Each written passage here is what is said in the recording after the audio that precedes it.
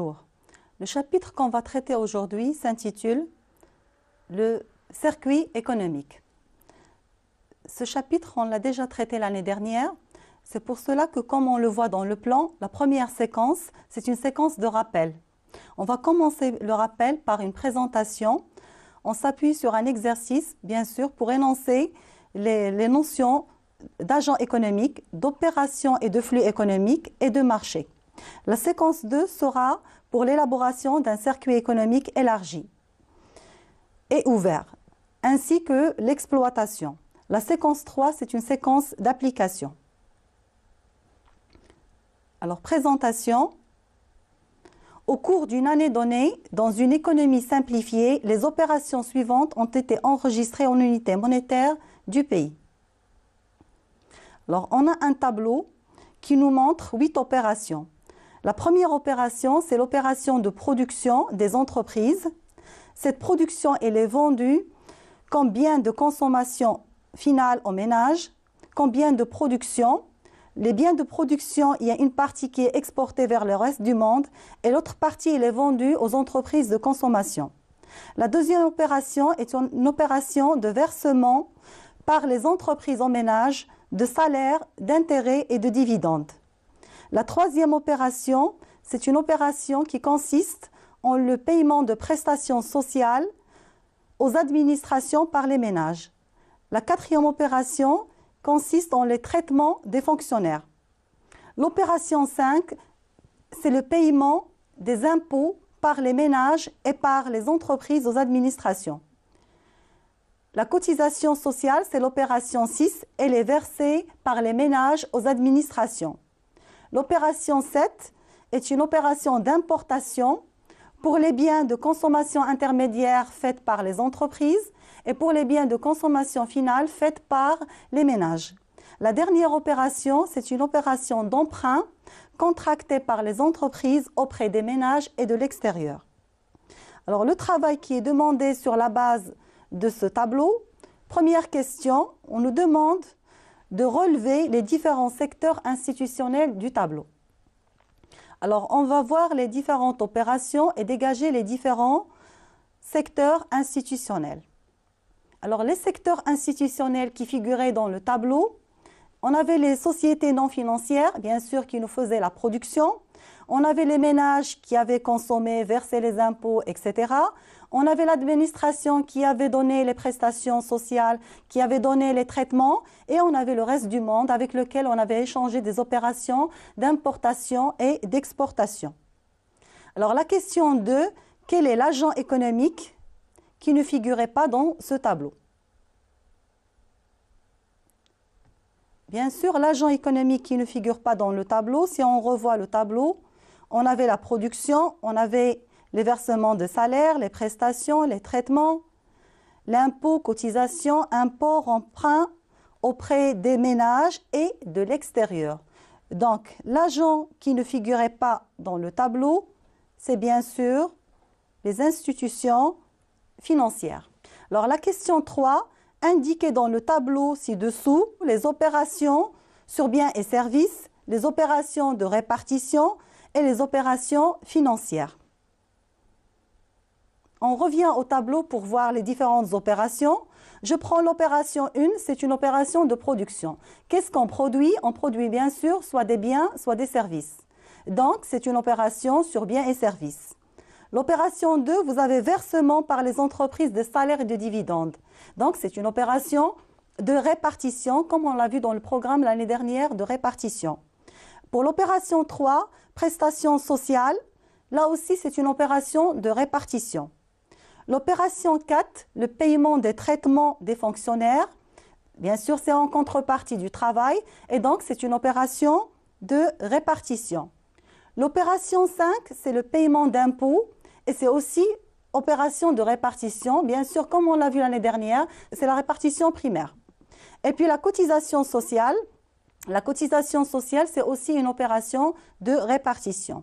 L'opération 7, c'est l'opération d'importation. Alors, qu'est-ce qu'on importe? Là aussi, on importe soit un bien, soit un service. Donc, c'est une opération sur biens et services. La dernière opération, c'est une opération d'emprunt. Alors, on emprunte quoi? On emprunte de l'argent, donc c'est une opération financière. Alors, on va récapituler les réponses sur le tableau suivant. Alors, les opérations sur biens et services, c'est l'opération 1 et 7. Les opérations de répartition, c'est l'opération 2, 3, 4, 5 et 6. Et enfin, il y avait une seule opération financière, c'était l'opération 8. Alors, la question 4. Complétez le schéma suivant en représentant par des flèches les opérations de répartition, en distinguant par deux couleurs différentes les flux monétaires et les flux réels, en indiquant la valeur de chaque flux. Alors, on a le marché du travail, on a les ménages et on a les administrations publiques. Alors, d'après les opérations de répartition, c'était l'opération 2, 3, 4, 5 et 6, on va les présenter sur ce schéma. Alors, on a les ménages, ils payent les impôts et les cotisations sociales aux administrations. Vous avez l'impôt 107 plus la cotisation 227. On a donc l'administration publique qui paye les prestations aux ménages, 238.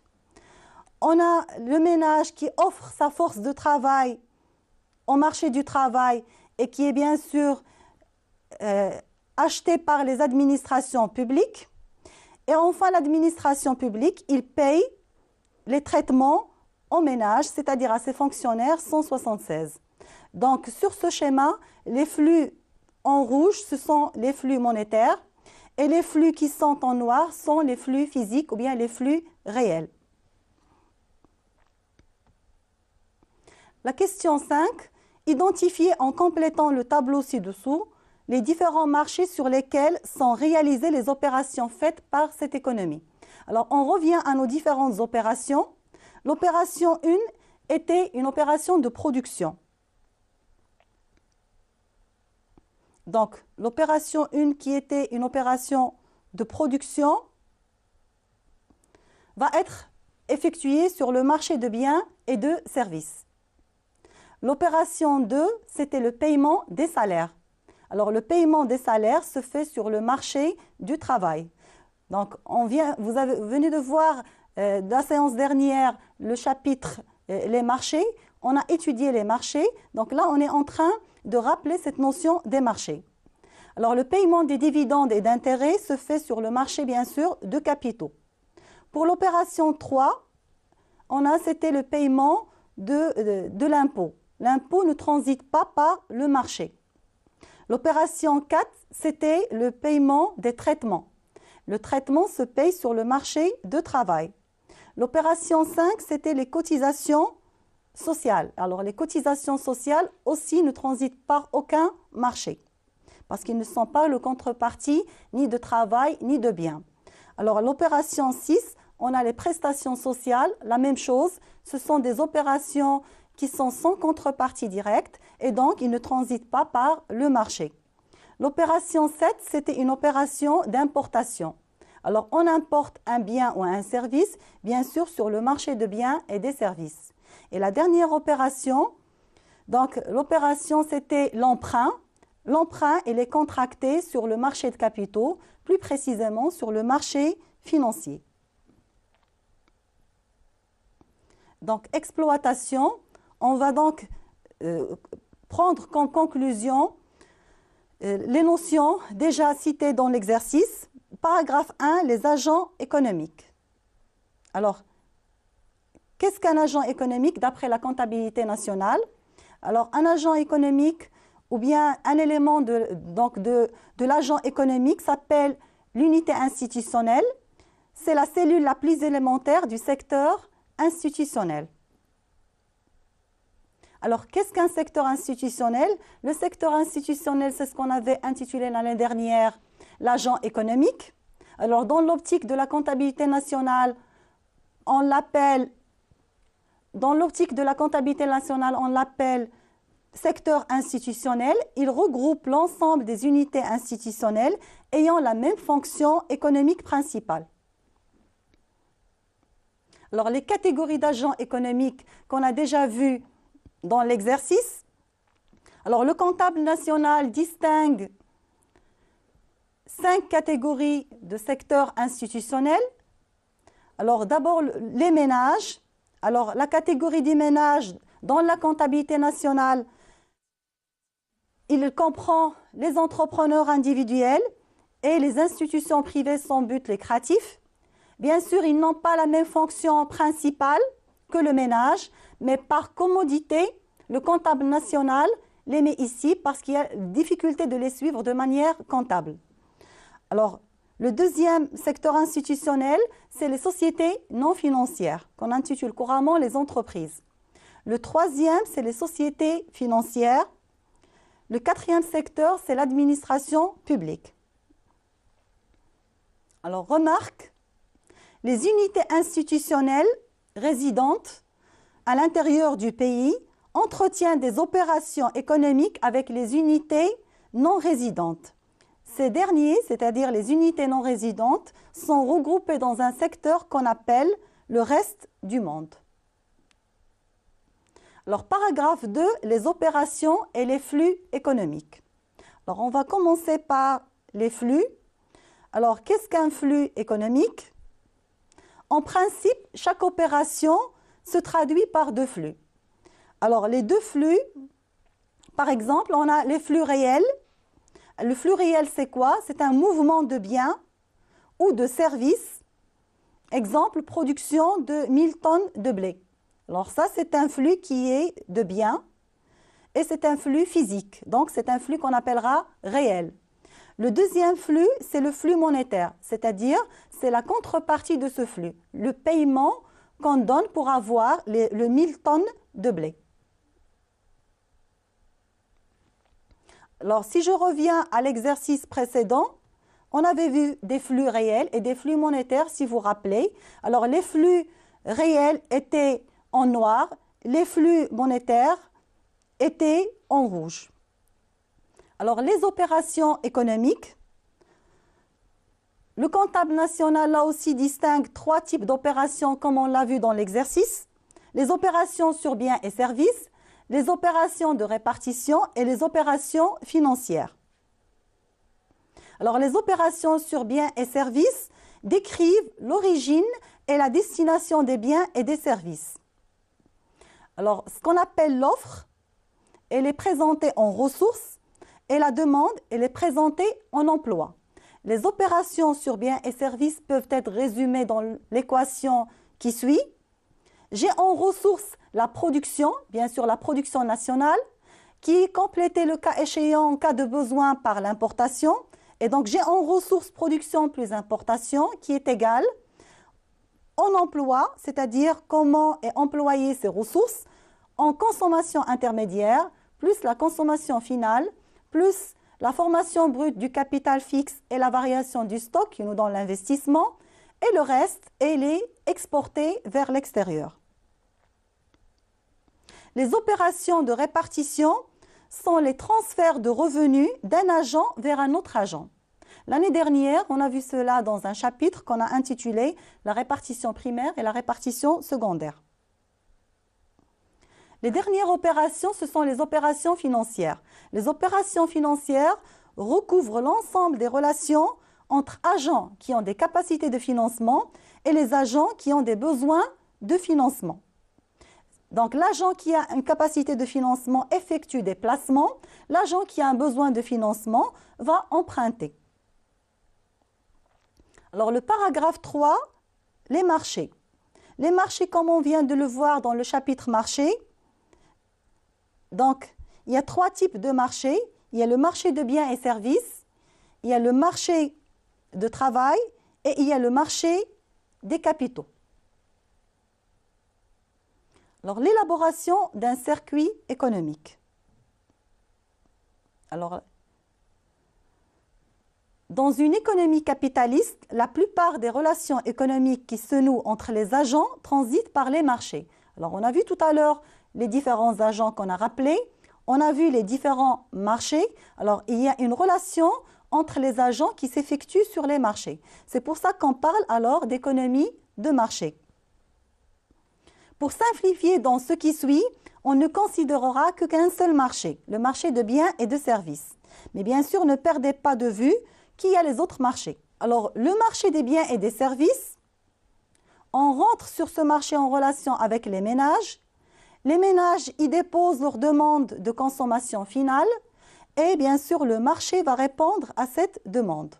Alors, pour que le marché réponde à cette demande, il faut bien sûr trouver une entreprise qui va fournir ses biens et ses services. Alors, l'entreprise va lancer sa production sur le marché de biens et services et il va recevoir par la suite les recettes des ventes. Alors, pour faire sa production, l'entreprise a besoin de biens de consommation intermédiaire, de matières premières, il a besoin de machines et donc d'investissements, donc elle doit elle aussi se procurer sur le marché. Donc, l'entreprise va adresser au marché une demande de biens de consommation intermédiaire. Elle va adresser au ménage une demande de la force de travail et il va payer des salaires. Il va adresser donc au marché une demande de biens d'investissement. Alors, l'activité économique des ménages et des entreprises génère des revenus qui sont en partie prélevés par les administrations publiques. Alors, l'administration publique va recevoir l'impôt et les cotisations sociales des ménages. Elle va recevoir l'impôt et les cotisations sociales des entreprises.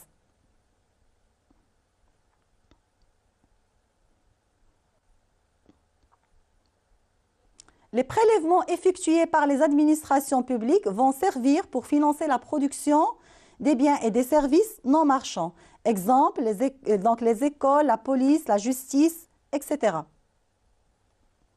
Donc, l'administration publique va fournir des biens et services non marchands aux ménages. Elle va fournir des biens et services non marchands aux entreprises. Elle va fournir aussi des revenus de transfert aux ménages. Alors, la plupart des échanges utilisant l'intermédiaire de la monnaie, les institutions financières auront pour fonction d'assurer la production de la monnaie ainsi que sa circulation. Donc, les institutions financières vont fournir aux ménages, donc vont lui permettre de placer son épargne et de donner des crédits.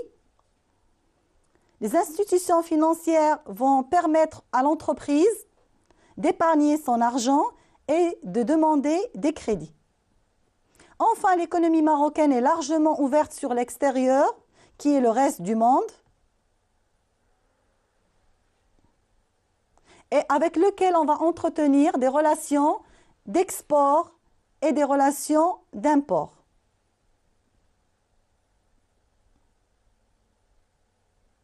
À travers le marché, bien sûr, des biens et des services. Alors, ce circuit économique, comme on vient de le voir, est loin d'être complet. D'autres relations existent entre les agents économiques. Toutefois, celles qui y figurent ici sont les plus importantes. Alors, l'exploitation, notion de circuit économique. Qu'est-ce qu'un circuit économique? Alors, le circuit, c'est une représentation simplifiée de l'économie nationale, montrant l'interdépendance des différents agents économiques au stade de la production, des revenus et de la dépense. Les mouvements de produits, de biens et des services ou d'argent qui transitent entre les agents économiques sont appelés flux physiques ou financiers. Alors, petit b, circuit par agent et par marché. Alors, le circuit que nous avons devant nous est un circuit plus global puisqu'il intègre les deux autres marchés, le marché de capitaux et le marché de travail, ainsi en plus que le marché de biens et de services. Notre leçon est terminée, chers élèves, avec ce circuit complet qui demande une petite méditation pour voir les différentes relations qui existent entre les différents agents économiques et les trois marchés.